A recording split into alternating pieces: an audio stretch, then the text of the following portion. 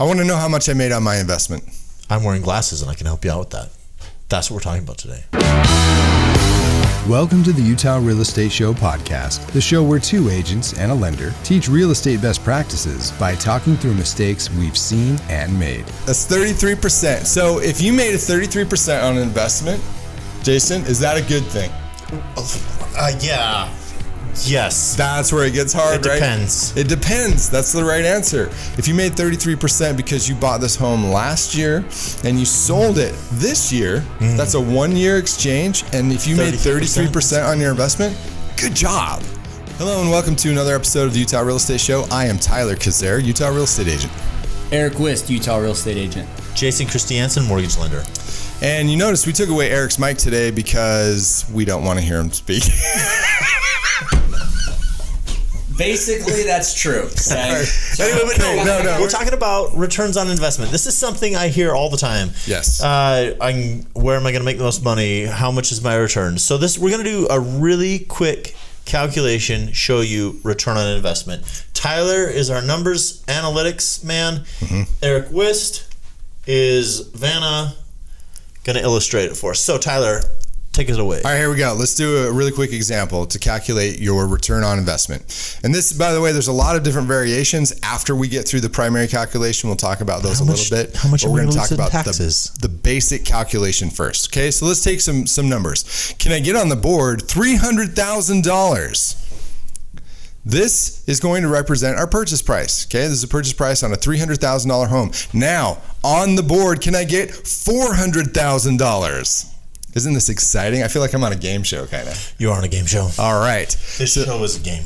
This represents the sale price. Okay, so if you bought for $300 and you sold for $400, you lost $100,000. How much money do you get? You made $100,000 in profit. Okay, now that's easy to calculate. Nobody has any questions about that. Pretty but easy. That is not your return on investment. Your return on investment is always going to be expressed as a percentage, which means that we need to turn this into a percentage. The way to calculate return on investment is what was your profit divided by the cost of the investment. Okay, so now we have the profit, $100,000. Divide it now by $300,000, which was the cost of our investment, and we get 0.33. Percent 33. Percent 33. For those of you who can't read. Okay. All right. But that's 33%. So if you made a 33% on an investment, Jason, is that a good thing? Yeah.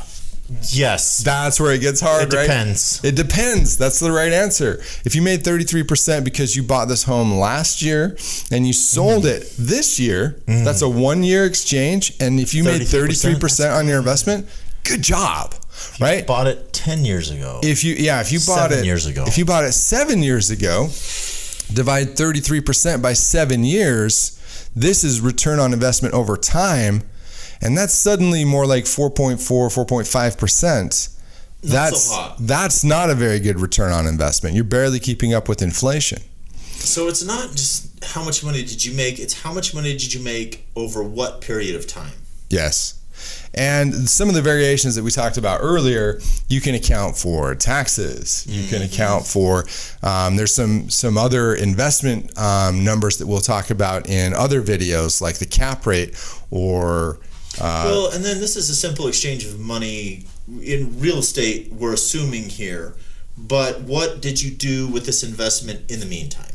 Yes. Enter cap rate. The big thing that everybody, all investors talk about is opportunity cost, right? I am wrapping up my dollars right now and putting them into the investment. And I want to know what my return on investment is. And that's what will tell you if you should do this investment or that investment, or if you should buy this house or that house if you've got an investment mindset, because you're wrapping up your dollars for a higher return. That is how you use return on investment. So what did we learn today? Well, I learned that there's a very basic calculation for return on investment, and there's a lot of variations for return on investment.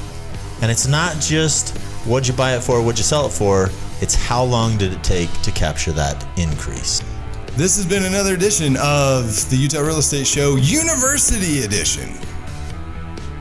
Like, comment, and share. Because Eric drew some funny pictures on the board. Subscribe now. Ooh. If you want to get in touch with us, shoot us a text at 801-228-7687. Make sure you mention the show.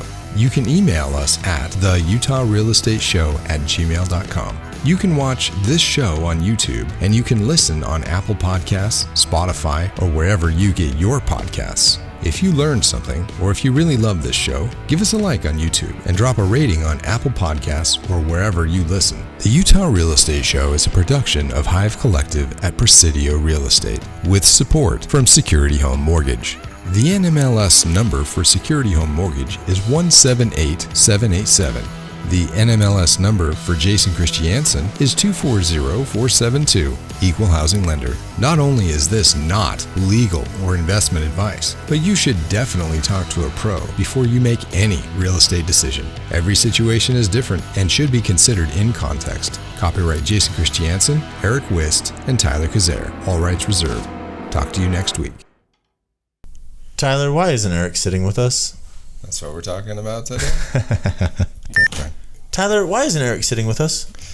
Well, that's what we're talking about today. Is there a famous Roy that we can reference? It's like, hey Tyler, Roy. That's what we're talking about today. Roy O'Bannon. So what